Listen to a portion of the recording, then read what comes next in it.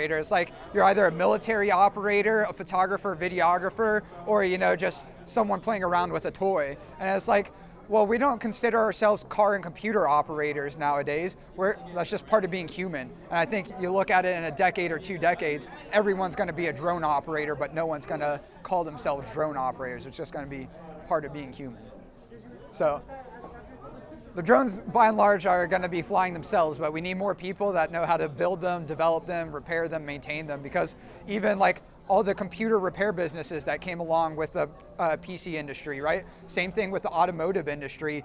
Early days of cars, you either had to be mechanically inclined, be able to work on your own car, or rich enough that you could have a full-time mechanic, right? And we're in that same spot. Like, you can go buy a drone from China, but you pretty much have to just go buy a new one or send it back to China now, unless you're, technically savvy enough to do the repair. And that's what we're really missing out on this country, is like building the technology, maintaining and repairing the technology. And I actually just did a podcast with a guy 24 years old, actually younger than me, believe it or not, and has a multi-million-dollar drone repair and sales business. And just from the repair side, he was like in his first couple years doing more than $1 million in business. And it's like, because who wants to work on their own drone right now? So if you just like develop basic soldering skills, which you can learn from YouTube, go buy a $30 soldering iron, maybe a $50 soldering iron, splurge a little bit, you could literally within your first year be making hundreds of thousands of dollars just from the local metro Atlanta area of people needing their drones repaired.